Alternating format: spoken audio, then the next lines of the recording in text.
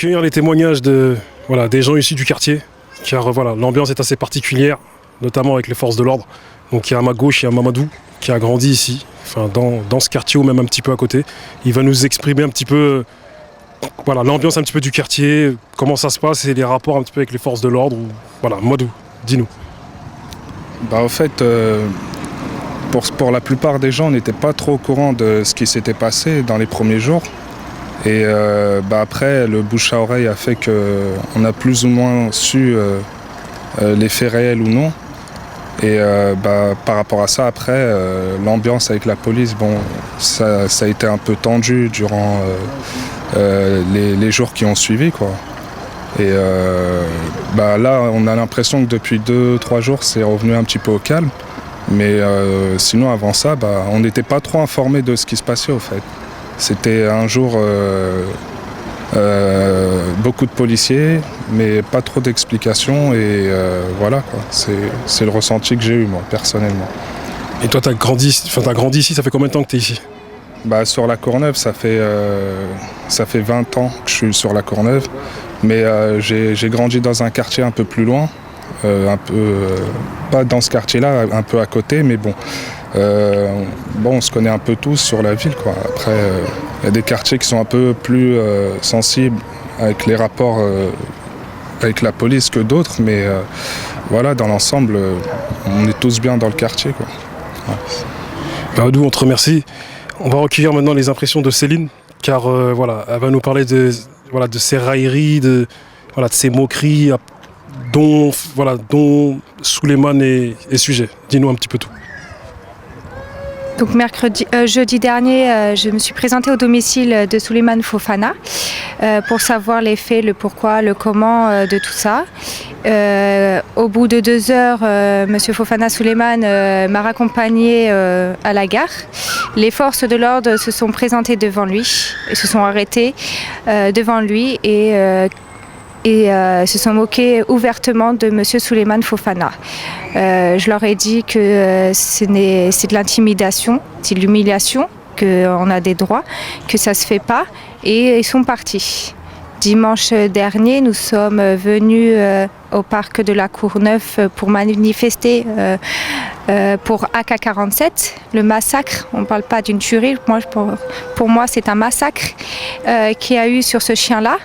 Les forces de l'ordre ont voulu nous intimider, ils ont voulu faire de l'humiliation, sachant qu'ils ont bien vu que M. Fofana Souleymane était triste et peiné de la peine de son chien. Ils ont commencé à rigoler, nous intimider avec leurs fusils, leurs bombes lacrymogènes. Je pense que c'est de l'intimidation, de l'humiliation et de la discrimination aussi sur les quartiers qui se passent et sur Souleymane Fofana. Nous allons laisser Franco conclure un petit peu, pour un petit peu l'ambiance du quartier, ou même Franco a des choses à rajouter. Oui, juste dire qu'il y a un élément très important quand même à rajouter, c'est que, je l'ai redit, il ne faut jamais perdre de vue que même si Souleymane est très pertinent, a son intelligence à lui, a réussi à s'adapter dans ce monde avec son handicap et à développer des dons, ou en tout cas des acquis que nul autre a. C'est quelqu'un qui se débrouille très bien dans la vie. Il faut savoir qu'il a une sensibilité particulière. Je le rappellerai jamais assez, ces chiens étaient beaucoup de choses pour lui. Beaucoup de choses, c'est-à-dire au niveau c'est-à-dire que ça lui permettait d'être compris là où il n'est peut-être pas compris par les humains, etc. Il faut ne jamais perdre cela de vue. Et il faut savoir qu'on peut se poser, et je le redis encore, le but n'est pas d'accuser la police. On peut humainement se poser la question de l'acharnement, puisque imaginons que effectivement la police, lorsqu'ils sont rentrés en contact avec lui pour la première fois, s'y soit mal pris. Bon, on peut le comprendre. Après, il fait de la garde à vue. Déjà, c'est plus difficile à comprendre. Mais bon, je ne suis pas policier, je ne suis pas juge, donc pourquoi pas. Mais ensuite, son chien est tué. Bon, je peux le comprendre parce que je suis pas policier, je suis pas juge, pourquoi pas. Mais il faut savoir que ils sont venus faire une perquisition chez lui pour venir chercher son deuxième chien, qui est en fait un chien de 6 à 8 mois maximum, de 7 mois. Et donc ce chien est vraiment pas dangereux, connu du quartier. C'est encore un bébé pour ainsi dire. Et ils sont venus le chercher. Et là, actuellement, il n'est plus en possession de Soleiman. Et il était en phase d'être euthanasié. Jusqu'à maintenant, on est en suspens, sans savoir si ce chien sera tué ou pas. Donc, savoir qu'il ne faut pas considérer que c'est une histoire de défendre ou pas les animaux. Ça, c'est encore un autre sujet. C'est une histoire que pour une personne qui est sourd et muet, le rapport avec un chien, c'est encore autre chose. Voilà. Et on peut se demander, est-ce qu'on ne cherche pas à pousser à bout Soleiman pour qu'il commette l'irréparable? On ne dit pas qu'il est capable de le commettre, mais est-ce que c'est pas ce qu'on vise à cause des conséquences futures, pouvoir justifier ce qui s'est passé dans le passé, en oubliant que dans le passé, l'entrée en matière a été très mal agencée par les forces de l'ordre. En tout cas, ça c'est notre point de vue. Tout le monde a le droit à l'erreur, nous ne sommes pas là pour les juger, mais nous pensons qu'ils auraient dû s'y prendre autrement s'agissant de l'interpellation ou en tout cas de l'altercation d'une personne sourde et muette. Il aurait fallu peut-être être plus pédagogue, plus humain dans l'approche et dans l'explication. Voilà ce qu'on peut dire. Donc, qu'est-ce qu'on cherche à faire? Est-ce qu'on cherche à le pousser à la faute? Tout semble aller dans ce sens, puisque on cherche à tout lui ôter au niveau de l'affection qu'il a pu développer avec ses chiens. Donc posez-vous les questions et vraiment relayez ce message parce que on ne peut pas le laisser seul. Et là encore, les médias ont souvent l'habitude de museler nos quartiers, mais là, Soleiman, lui, ne peut pas parler et n'entend pas. Donc voilà, le but de cette vidéo est vraiment d'interpeller les institutions, d'interpeller les autres médias, afin que voilà, ce qu'il se passe ici soit relayé un maximum. Donc ceux qui vont voir cette vidéo, partagez-la un maximum, afin que les gens sachent ce qu'il se passe ici et que les gens s'y mobilisent, bien sûr intelligemment. Quand on parle du fait d'intelligemment, c'est souvent voilà, les gens issus de quartiers ont pour habitude de faire des révoltes, des émeutes et autres. Mais la vérité de ces émeutes et de ces révoltes, c'est que on casse du mobilier, on casse des voitures qui sont les voitures de nos parents ou les voitures de proches à nous. Et en final, tout ceci ne résout rien. Mais quoi qu'il en soit, je remercie Mamadou qui est à ma gauche, je remercie Soleiman, le principal concerné, je remercie Franco de la Banne, Céline, le frère aussi de Soleiman, tous ses frères, toute sa famille. Et nous reviendrons ici pour connaître la suite des événements. Et voilà, ceux qui veulent vraiment donner un coup de main, sachez que des liens seront transmis. Afin que vous donniez un coup de main à la famille pour ceux qui le veulent.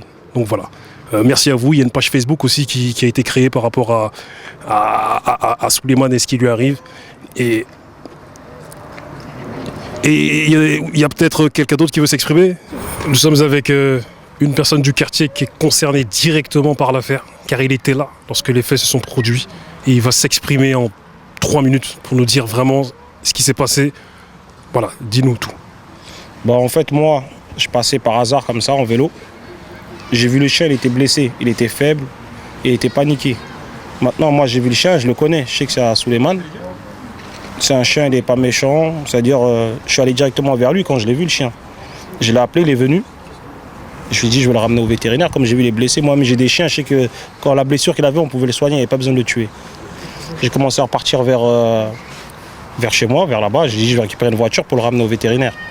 Maintenant, je vois, il y avait des policiers, c'était je ne sais pas combien, c'était plein. J'ai levé les mains, ils sont venus, ils m'ont arrêté, ils m'ont tabassé. Le chien, il a paniqué, il a couru encore, le chien. Il s'est sauvé, il s'est arrêté vers la boucherie. Ils sont partis, ils l'ont terminé. Le chien, il n'a pas cherché à aller mordre ou quelque chose. Ils l'ont terminé, ils l'ont tiré dessus à plusieurs balles.